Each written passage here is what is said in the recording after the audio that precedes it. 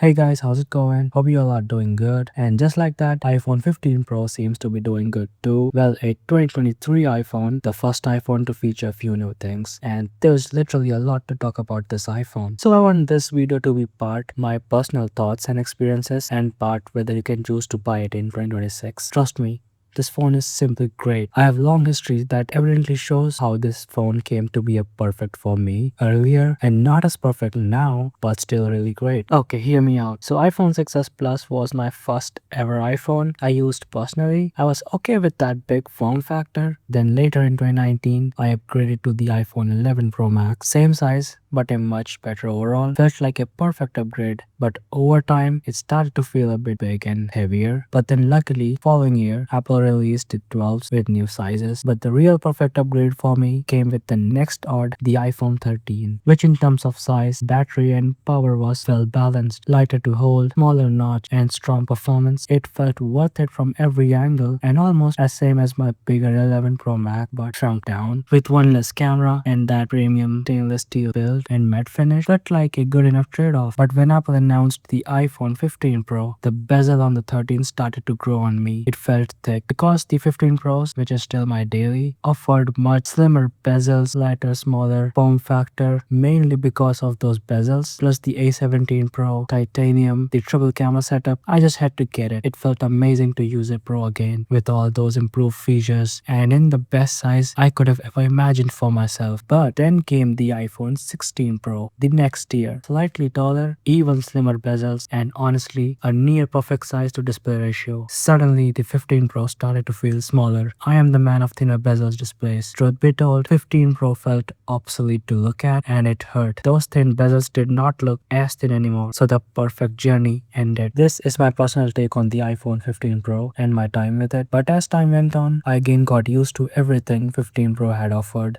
including bezel size and everything else. So it's still great, but having a 16 Pro or the 17 which I have decided every time reminds me of what could have been better for me. But anyways, you do get all the new software related upgrades and it handles it really well. I remember that visual intelligence was a special thing on the iPhone 16 lineup, mainly due to their camera control button, which 15 Pros missed out on at first, even though getting to use all the Apple intelligence before any device. But later on 18.4, we got it for the 15 Pros too. No longer exclusive to 16s, your hardware is nowhere near outdated. The 15 lineup brought the softer edges, gone are the razor sharp sides from the 12s to 14 series. Now you get these subtle curved edges and it genuinely changed the in-hand feel for me, as I've used a 13 for 2 years straight. So holding both my 13 and 15 Pro simultaneously, I could immediately notice how much more comfortable the 15 Pro feels to hold. And it also brought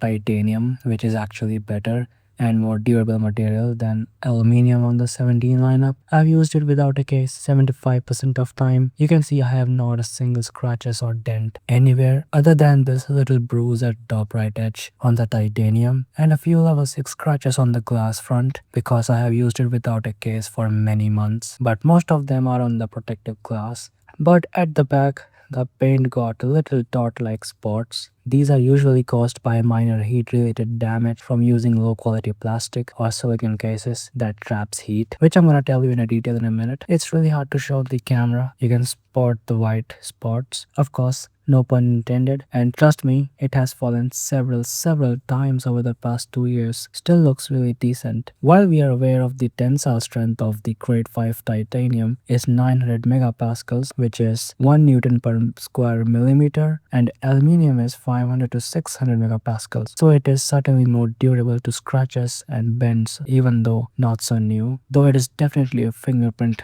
magnet, you can hardly ever keep it clean or smudge proof unless you use a protective film or a skin. A case will also be a great help in this matter. And that's pretty much about the durability. Well, talking about the battery performance isn't that bad either. If needed, you could even replace it with a new one. But honestly, at 87% battery health, almost after 2 years of continuous daily use around 8 to 9 hours every single day, it's still holding up quite well. By late evening, I usually have around 20 to 25% left. That said, I do most of my tasks on my phone, note taking, learning new things, quick scrolling on YouTube, or watching anime. even scripting on the go because I like initiating tasks instantly. And since my phone is the closest to me at all times, my usage pattern is fairly intense, and because of that, I usually have to charge it again and get back to around 90%, so it can comfortably last me through the rest of the day. And by that, I mean stretching it all the way up to 2:30 in the morning. So the battery doesn't really fit perfectly with my current schedule. Maybe a 17 Pro Max battery would do that. And yes, it also comes in a 1 TB storage option if you need massive storage capacity, and given you can find it much cheaper prices too. But here's my biggest concern and complaint, which is heat management and dissipation. Aluminium is significantly better at managing heat than titanium due to its superior thermal conductivity. Let's not dive deeper than necessary, but in simpler words, it has 10 times more thermal conductivity than titanium, which allows aluminium frame to act as a better heat sink, which can draw heat away from the processor more effectively, and adding vapor chamber was already a final blow. As I've most recently tested games like Tomb Raider on my 11 Pro Max, 13, 15 Pro and 17. 15 Pro is the one that heated the most, even when the 11 Pro Max, a 6-year-old, didn't. This really shows that the 15 Pros have a real thing for heating unnecessarily. Maybe it has to do with a less heat dissipating titanium build, but this problem can be fixed with a $10 to $20 MagSafe cooling fan if you do game on it on a regular basis. But it's not just the game. You can't just have a MagSafe fan with you all the time. It does get pretty hot even when you put it to charge. Like, that's a very normal use, so it's really a concern. But as much as weight is concerned, the 15 Pro's titanium is clearly still lighter than the 17 Pro's by 19 grams, and 13 is 7 grams lighter than 15 Pro, and I can tell that just by holding them simultaneously. So yes, it matters. And standard 17 is 10 grams lighter than 15 Pro. So yes, it's instantly noticeable. Well, that's a lot of technical details. If you're wondering about gaming, you can play most of the new games on it, even all the AAA titles, as it was specifically announced with a superior chipset that can run Resident Evil, Assassin's Creed Mirage, and all the new games, other than those unoptimized ones like Minecraft or Wuthering Waves on iPhone, cause they can do better when optimized. So it's a complete package. I'll keep testing it with new games as they come out, like Tomb Raider I already did, link in the description, and other new titles like Neverness to Everness, Rainbow Six Siege, etc. I will keep testing all the new ones to see how it keeps up, so you aren't really missing out much at all for a cheaper price now. To rewind, it has an amazing camera, lots of major software updates will be available for a long time stretch, a better build quality,